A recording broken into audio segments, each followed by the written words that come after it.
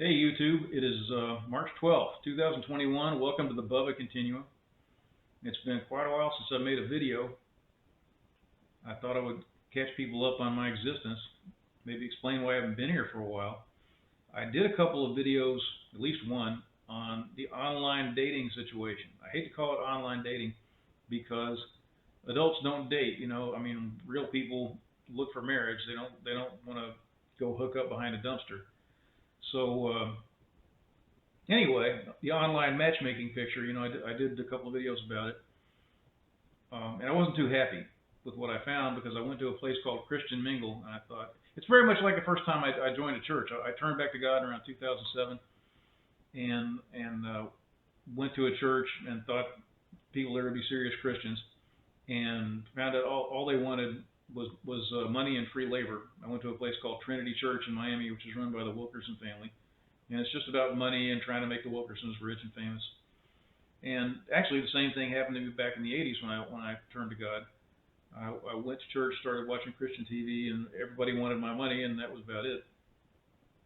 Well, I went to Christian Mingle, and not only was it not a satisfying experience, but I really didn't meet Americans there. I met African men pretending to be American women, and I told about that. Scamming, if it weren't for internet scamming, I don't know how the economies in Africa would run. I think people would starve to death. It seems to be the main industry over there. So I've dealt with these people many times in the past, and I've tormented them for weeks on end. I mean, not the scammers on the dating site, the matchmaking site, but I've dealt with the other type of online scammer, the people who send you the emails and they'll say, we're going to send you $6 million, and you have to send us back, $30,000 as our cut, and we'll go away.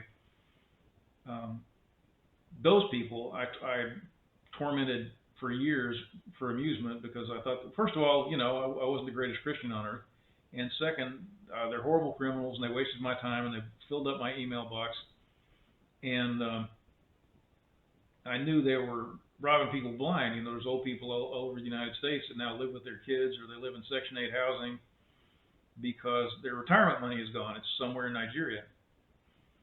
So I know a lot about African scammers, and I'm not an easy person to fool in that regard. They can fool me about just about anything else, but not African scammers.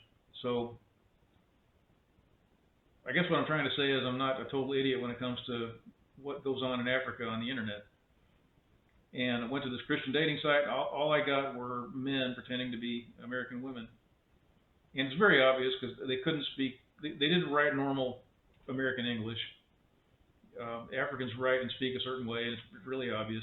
And a lot of them were basically illiterate. They could barely write anything.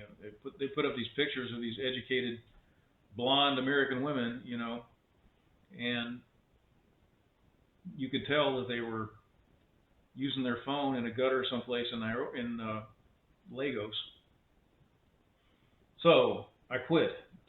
I paid for a month, and I had, 2 weeks left on my membership or something.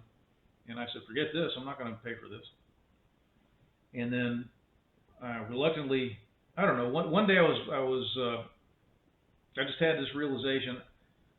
I thought, why not go look at a site where there are women of color? Because, as I'm sure I said in another video, I'm too lazy to go back and look, black women are they're extremely undervalued in the dating and matchmaking world. For some reason, most white men don't really want to go near them, and a lot of black men like white women, and a lot of black men are in prison, or they're not financially stable, or for some other reason they're just not viable. And black women outstrip black men in terms of education and so forth. So you got this picture where there aren't that many black men. A lot of them are with white women, or a lot of them don't want to get married at all. And you got all these black women competing for them. And there's a lot of phenomenal women out there. I believe Condi Rice is single. That ought to tell you something. And I've always enjoyed the company of black women. I had a black girlfriend. We always had a great time. And ever since I was a kid, I had this weird feeling that this is who I was supposed to be with, that eventually I'd end up with a black woman. I can't explain that. So I thought, I'm going to see if there's such a thing as an interracial dating site. I signed up for a couple, And they really surprised me because they were nothing like as bad as the Christian dating site. It turned out that I still got a great deal of attention from Africans. However, they were actual Africans who admitted they were African, and they were female. I mean, I assume most of them were female. I'm sure some of them are not, because I happen to notice that at least two of them were using the same profile pictures. So I guess at least one of those is a guy.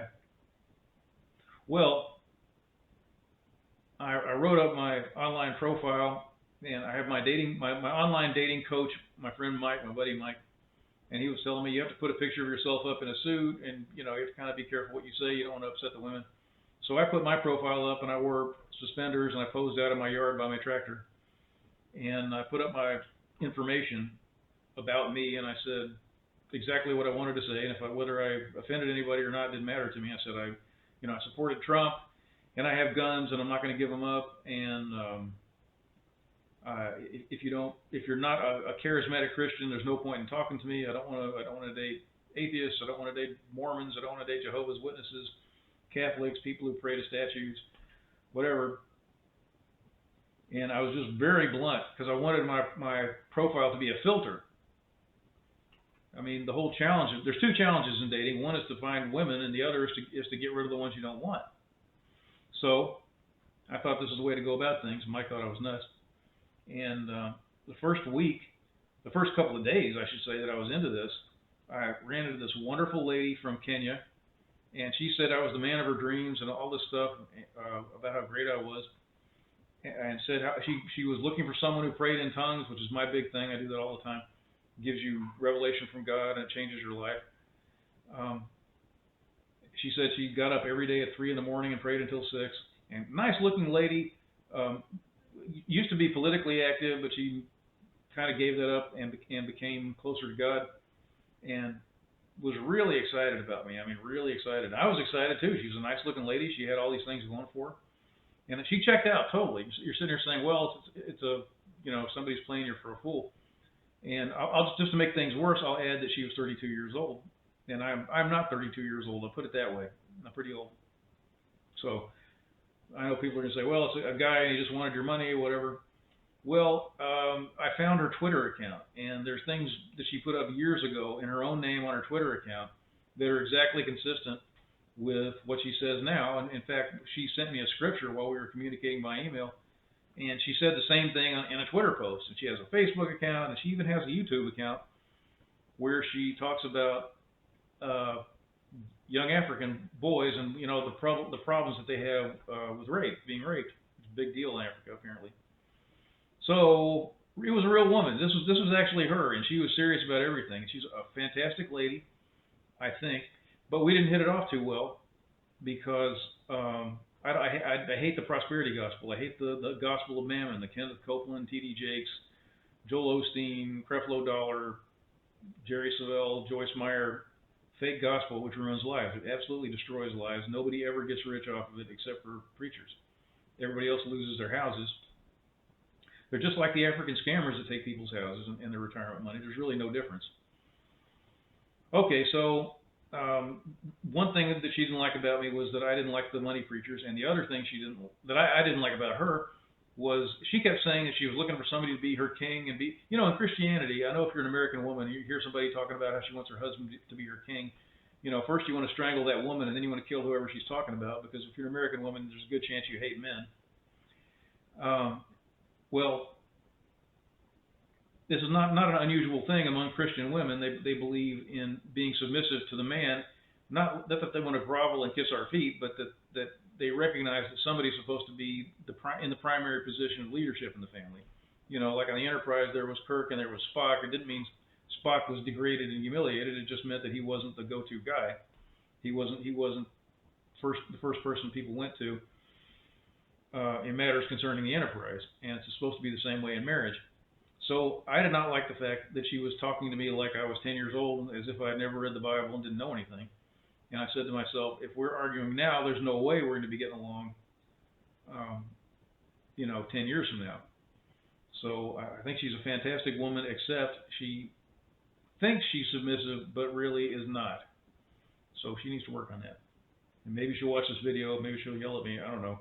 I think she's wonderful, but she's not for me. So this happened within like 2 days on the interracial side. I couldn't believe it. I mean, I thought this woman had so much potential. I was astounded that I had run into her so quickly. And I felt like maybe this is the hand of God. Maybe He's introduced me to this lady. So it was disconcerting when it didn't work out, but it was very obvious. I knew for a fact that it wasn't working out. I was positive. And I'm not one of these people who says, "Oh, let's be friends," in case I decide later that I'm willing to settle, so I go crawling back and then end up with someone I don't really want. That's not me anymore. I told her in an email. I pretty much dismissed her in an email, and I know that sounds nasty. It's not like that. I kind of made it clear that I was not interested in going forward. And then I went and we had like 20 emails back and forth. I deleted all of those, which was difficult because Yahoo likes to stick them in an archive, and then you got to delete the archive. And I had to go to the website, and I blocked her account, not to be nasty, but because her picture kept popping up all the time. And I was tired of looking at us. And if you're going to move on, move on. So I had to go through all these various areas of the website where she kept appearing. I had to block her account and get rid of everything we'd said to each other. So now that's lost to history. And finally, I got to the point where I didn't see this woman anymore. I said, because I'd said to myself, one of the things I'd said to myself is, there's nothing that one woman hates like the smell of another woman. So, because women hate each other. And if anyone gets interested in me, and then she finds out I've got emails from somebody else, or I've still got her picture, or whatever it is, there's things that we've said to each other on the website that still exist that I haven't deleted. She's going to be furious and sprout fangs and claw me to death. And that's not entirely unreasonable, because if you've got one woman and you're still talking to some other woman, then you haven't cut the cord. Somewhere in your heart, you're thinking, maybe someday I should go back. Men like to keep women handy. You know, if one doesn't work out, they want to keep a spare. I'll tell you a terrible story. I was dating someone when I was in law school. It was absolutely unsuitable, completely unsuitable, and I had to dump her twice. And my father's law partner asked me where this lady was, and I said I gave her the old heave ho, and he said, you don't heave the hoe until you got another hoe, which is terrible, but it's really funny. But it shows the attitude most men have. That's not right. You don't do that to women. You cut them loose, and that way they're not thinking about you when they're looking at someone else. Well, no, I thought God would not bless me if I kept talking to one woman if I kept one woman in reserve while I was talking to another. I thought God would be against that. It's kind of, these women a woman that you want to marry is supposed to be a daughter of the king and all that. And I mean, how would you feel if someone treated your daughter that way? I mean, he's kissing your daughter behind her back. He has his cell phone and he's texting some floozy. Well, so like a day or two later, I woke up and I checked my dating sites because it's addictive. It gets to be addictive. Because there's two reasons it's addictive. Well, actually, there's three. One is you're interested in finding out who the newest scammer is, because it's interesting, even though it's terrible. And another is, I hate to say this, but you want to see who the really unsuitable women who are coming after you are. Is there another 80-year-old, things like that. And the final reason, of course, is that there's always that chance that someone viable will pop up. So I woke up and I looked at my phone and I saw 2 people had viewed me on this website. And I went to look at their pictures. Boy, they were stunning. They were absolute. I don't mean they were good looking. I mean they were stunning. They were magnificent. And they were both in Lusaka, Zambia. And something sad about these sites, I got a lot of attention on these sites, and it was generally from African women. It was either from African women or it was from American women who were really, really heavy. I'm not trying to be nasty because look at me, but just really not small women at all. So I got American women, you're on an interracial site. That means most of the women you're going to run into are going to be black. And black women don't like Donald Trump. They don't like Republicans. And all that stuff was right at the top of my description. So the pickings were not good among American women. But I did get attention from African women, and these two popped up. And, I thought to myself, why not? Why not? What difference does it make? Who cares where they come from? I mean, I know that very often women in foreign countries in many places are really better suited to be wives than American women are generally. And American women hate to hear that. They think, oh, I'm so mild-mannered and submissive, and, no, you're not. You're just not. I mean, some are, yes, but generally, no. You may think you are. You may be submissive compared to Glenn Close and Fatal Attraction, but no, you're not. You're just not. You don't know what it looks like because you've never seen it. So I didn't get much attention from American women, and I was totally open to women from other places, like England, whatever. I mean, in England, if you meet a black woman, she's actually going to be an African anyway. So I know British women are no day at the beach either. But if you meet one who's black, she's probably going to be from another country, and maybe she won't be as crazy. So I'm not a politician. I just say whatever I want. That's one of the great things about this channel. All right, so these women were really gorgeous. So I went to their profiles, and one of them was like, I like to have fun at the beach. We will have fun and smile together, and we will have this and this and good sex. And that's nice. Not what I'm after. I could drive to Orlando and pay for that. And the other one, she had this wonderful profile about how she wanted to do what God told her, and she was interested in what Jesus was doing with her life and all this stuff. And at the bottom, it said something about how prayer in tongues was a big plus for a man. She's got to have a man who's interested in this, interested in that. Prayer in tongues is a big plus. And I thought, wow, that's really neat. And then I looked at the age range of people. I looked at her age and the age range of people she was looking for. And she said she was 32. And she was looking for people that were up to 45 years of age. And I thought, well, I'm not going to bother this lady. I mean, it's going to be like Joe Biden sniffing her hair. She's not going to want that. So I said, passed over again. Oh, well, dying alone isn't that bad. I've already adjusted to it. So while I was doing this little alert pops up, and it says she has sent me what's called a flirt on this site, which means, hey, come get me. So I thought, this poor girl, she's not wearing her glasses. She didn't see my picture. She didn't notice my age.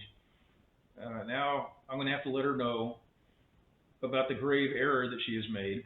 But at the same time, my heart is pumping because who knows?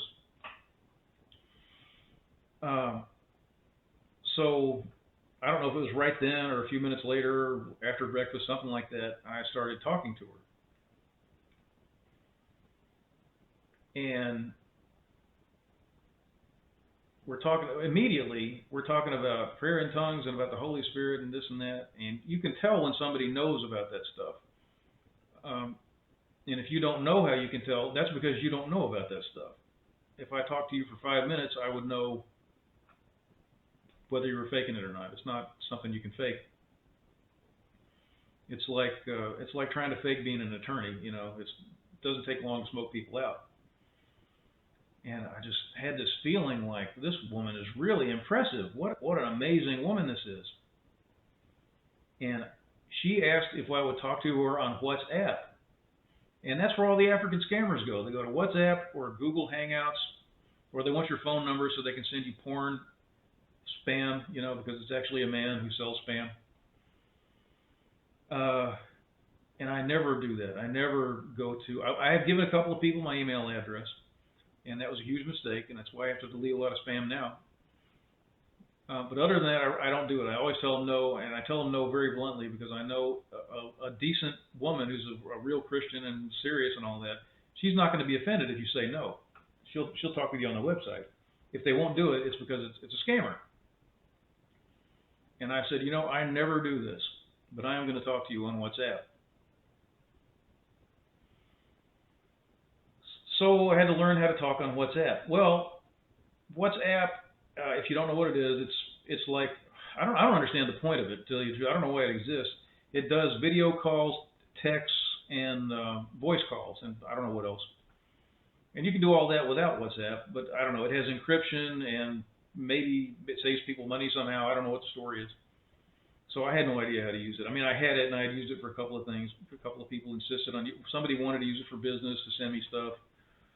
So I had it. I didn't really know how to use it. Well, one of the signature traits of African scammers is they will not do a video chat. I mean, they'll do a video chat, but you'll be the only one on camera. So before you know it, you're lying there naked, covered with bacon grease,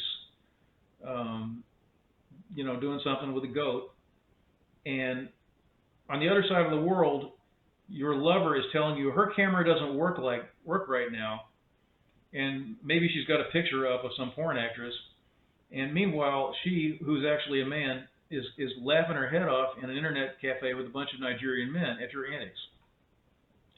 And this actually happens. I don't know about the goat part. I threw that in to make it more entertaining. But this literally happens. Men, strip naked and do weird things. While African men on the other side say, "Oh, my webcam is not working," and it's horrible what they do. Well, so generally they will not do a real video chat. Well, this lady insisted on doing video chat, and her camera was working. She wasn't. I didn't want to do video chat. I didn't want to do WhatsApp because I was suspicious of her. She insisted on video chat because she was suspicious of me. Things were going really well between us, and women get scammed too. She insisted on seeing me. God help her. So we have a video chat, and it's her. It's the lady in the pictures, and this lady is magnificent. And I know she's going to watch this video. It's true. She is. I'll tell you who she looks like. She looks a great deal like Vanity. If you remember, Prince had these women who ran around with him, behaving like trollops back in the 80s. And there was this girl named Vanity. I think her real name was Denise LaSalle. And Vanity was stunning. She was gorgeous. She later became a Christian and put all that stuff behind her, thank God. Well, this girl looks a great deal like Vanity. I mean, she looks, I don't know if I would say she probably looks a little bit better than Vanity. Maybe not better, I don't know, but she looks as good, very similar. Just stunning, beautiful, so beautiful. I was telling her today, we were talking, and I said I looked at a couple of news stories, and I saw these things about these actresses that are held out as gorgeous and all that. And I was looking at these pictures of these actresses, and I was thinking, they don't look anything like as good as this lady. It's not. They're not even in the same ballpark. And here she was on video talking to me, and we hit it off like crazy. I mean, it was just crazy how well we hit it off.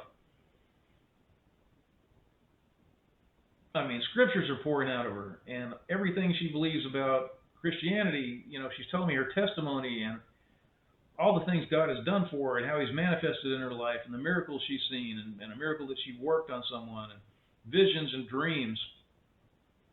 And this is the kind of thing that happens to me, except in her, she had some really wild things happen to her. In Africa, miracles and supernatural events, they're on another scale. Maybe it's because the people are more receptive to that because they're used to miracles. I mean, that's the reason why a huge percentage of the witchcraft we have in other countries comes from Africa. I mean, it works. So I think maybe for that reason, they have more faith when they turn to Christianity. People are raised from the dead, and there's all sorts of miracle healings and so forth. And there's also a lot of fake stuff in Africa because there's huge demonic activity because of the witchcraft. So she's telling me all these things, and there's a lot of the same preachers that we listen to, and she's telling me about things that happen to this preacher or that preacher, and I know all about it, and I have the same opinion she does.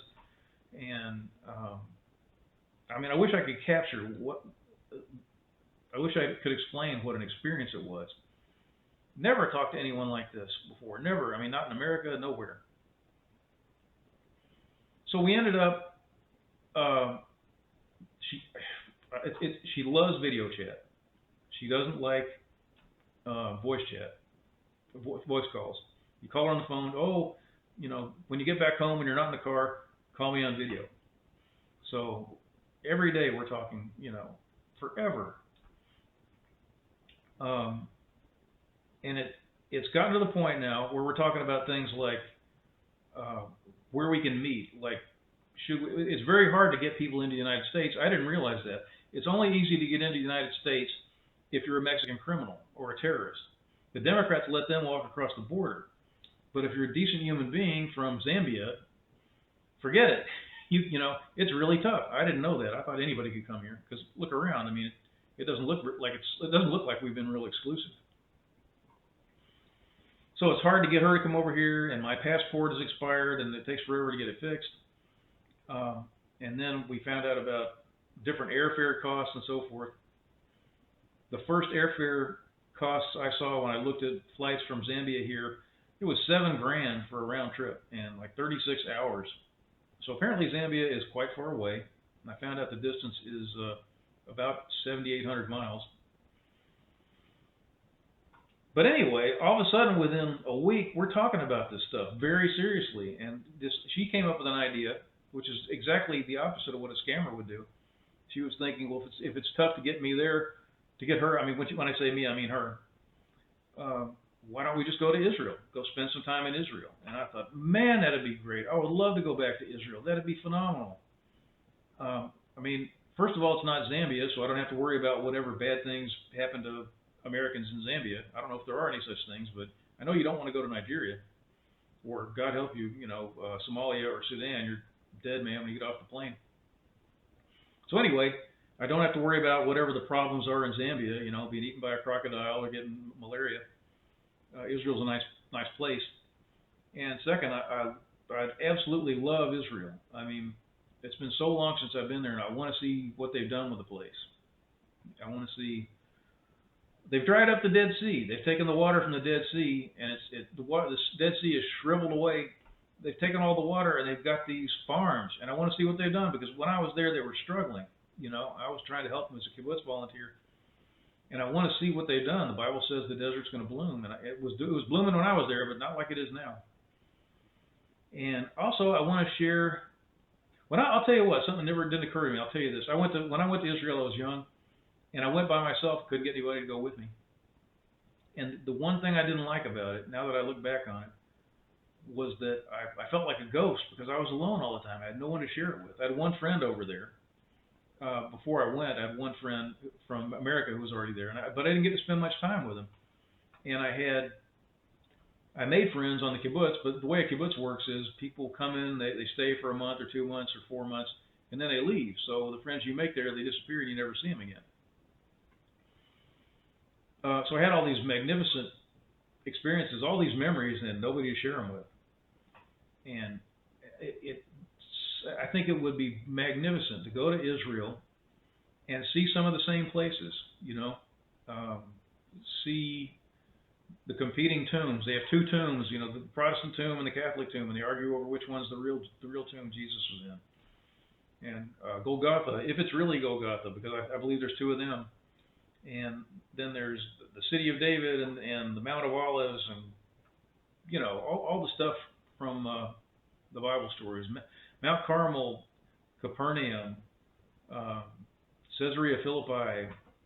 I mean, the Dead Sea itself is neat. You can see Masada. I slept on Masada. So many things I would love to see and share with her.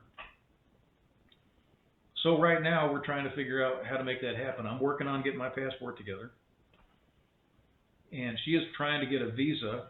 And we're also so the plan is like this. We're probably going to try to meet in Israel for like a week, maybe longer than that, because I'm not in a hurry. I'm not in a hurry, and I got the money to spend. So I'm thinking we might spend a week, 10 days in Israel, and then if everything continues to go the way it is, the way it's going now, there's nothing to stop me from proposing to this lady this year. I mean, if she's crazy enough to go for it. So that's the difference between the situation today and the situation a week or two ago, whatever it was, a couple of weeks, when I made my last video. I was talking about how, back then I was thinking about how resigned I was to dying single, and that was okay. And now we're frantically trying to meet so we can decide if we want to spend our lives together. And it's not just a woman who's a good Christian, an intelligent lady, educated lady, an attorney, uh, not just somebody who's fun to be around. She's just a joy to talk to. We have so much fun. But she's also gorgeous. I mean, just insanely good looking. I didn't see that one coming. I thought I would type in my little requirements for what a woman should be, and it would say height requirement. 7 feet tall to 4 feet 5 or whatever it is. And I would say, oh boy, 7 feet, that's pretty tall. And I'd say, all right, 6'3", let's take a look at her. And I'd say 4 feet 5, that's really small, but okay, why not? And I tried to be really broad in the age range. I didn't want to choose people who were quite as old as I am, but I went 25 to 50. I thought I want to put 25 in there because God works miracles, and we've read the story of Ruth, and I don't want to shut that out, even though it would be weird. And then I said, but then I want to, try to go as high as I can stand to on the other end. I'm not that attracted to older women. I'm just not, shoot me, kill me, whatever. I don't have to be. There's no law that says I have to be. So I said, and I knew that if I put 50 in there, they'd send me 55-year-olds anyway. So I was trying to be broad-minded and, open to whatever God had for me. And I tried to be broad-minded about the photos when they came through. I mean, sometimes you look at them and you say to yourself, there's just no way. I just can't do it. I just can't. There's no way. I can't do this. I can't do this. And so you would just consign them to internet dating oblivion. There's nothing you can do, no matter how wonderful they were. Sooner or later, you're going to have to touch this person. So I was trying not to be shallow. I was trying not to expect too much. And this woman's magnificent. She's incredible. What I said on my blog was I would have been happy with a 6 who cleaned up well, and this lady is just at the top. I mean, I don't even like to sit here and talk about it because I'm getting distracted. I mean, I get up every day and I pray with this woman. I wake up and it's like, it's 6 a.m. here and it's August or whatever in Zambia. And I start texting her and we pray together. We pray in agreement, which is very powerful. The main purpose of having a wife in your life isn't so you can have sex. I mean, like I said before, you can pay for that. The main purpose of having a wife is biblically, is to have someone to stand with you in prayer and to be your spiritual sidekick, And we're doing that now. Every day I wake up and we start texting and we pray together in agreement for like 2 hours. And we do things like speaking in tongues and interpreting and talking about our visions. Sometimes I'll see something while I'm praying. And I'm not saying that I'll see it in front of me. I've had that happen where you'll see something literally in front of you, and it's just like the camera's in front of me now. I'm not talking about that, but sometimes an image will just come into my mind and then disappear. And sometimes those things have meaning. So we talk about things like that. It's incredible. It's exactly what I want. It's exactly what I want. So I just don't know what to make of it. And I really don't know what to make of it. The most cynical person about Africans online on Earth, that's me. But she is what she is. I mean, she says she's getting ready to take her bar exam. She's got a roommate. She's at the law school. I've seen her course materials. It's her. This is really her. And I think, what if I had jumped on this other lady who was trying to teach Sunday school to me the previous week? Because she was, I'm not knocking this lady. I think she's just great. I think she's excellent. She needs to change her attitude toward men a little bit. She needs to kind of pipe down a little bit, and she needs to get rid of the prosperity preachers in her life. I hope God gives her, and God's going to give her that revelation because she prays in tongues every day. That's how He communicates to people. So she's going to be fine. But she wasn't for me. What if I had said to myself, "You're never going to get another chance like this again"? And I'll tell you, she was good looking. She was young. It's always, old goats like me. when somebody younger than you wants to talk to you, you just, you know, it seems too good to be true. Um, so there were all these reasons why I should have chased this woman, and I think now, what if I had done that? What if I had tried to jam that shoe on my foot, even though it didn't fit? And it would have been disastrous. So I guess what I'm doing now is I'm giving a testimony. So we'll see what my testimony is like 2 or 3 months from now. I mean, that'll be the proof of whether all this is from God or whether it's from my fevered imagination.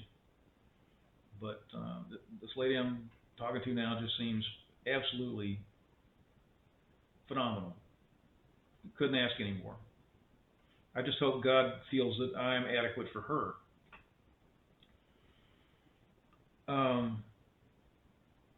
I would encourage anybody who's out there trying to find someone, first of all, try to get yourself straight with God. Try to get straight with the Holy Spirit. And second, don't give up your standards, because you're going to have to roll over in bed every day and look at what you settled for. I mean, an empty pillow is not that bad. There are things that are much worse.